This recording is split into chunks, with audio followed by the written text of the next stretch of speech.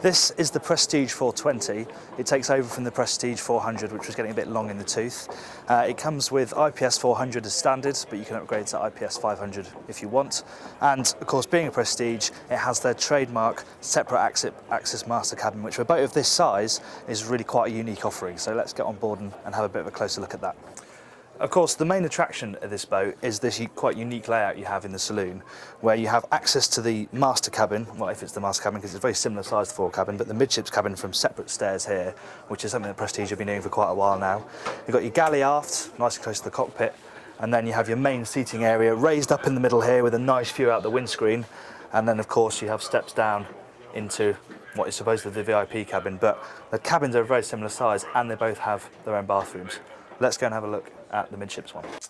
So this is the midships cabin. It probably is going to be treated as the master just because it feels a little bit more spacious and it feels a bit more special, to be honest. It's just a bit different and it's quite unique to have this sort of cabin on a boat of this size. There's very good headroom just at the end of the bed here. Obviously a little bit more compromised, but still plenty of room to sit up and read in bed. And then you have a really nice ensuite here with a separate shower and really good little storage area as well opposite the sink.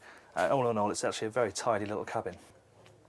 So in the forward cabin now, reasonably normal sort of setup here with a big double berth here. You've got storage either side. It's quite interesting that it slopes quite a lot down towards the front of the boat, but it does mean that you've got good headroom here where you're going to be getting changed.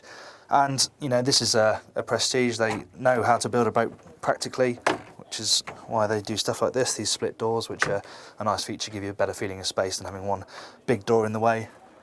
Ensuite as well, not quite as big as the one in the midships cabin, and the toilet is within the shower unit, but it's still a perfectly good size, and yeah, it's a very nice cabin overall.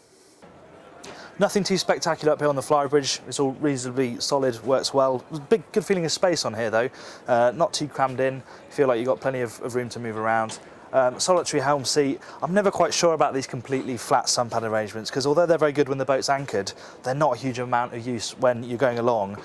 Might be better to have a backrest here so you can at least sit with your back up and face forward. But then there's proper seating aft with a table which folds out, and you get 6 people around there, no problem. And then of course stuff like your wet bar and fridge. All in all, this feels like a very good update of the 400, which was starting to lag behind the competition a little bit. The 2 cabins are really good.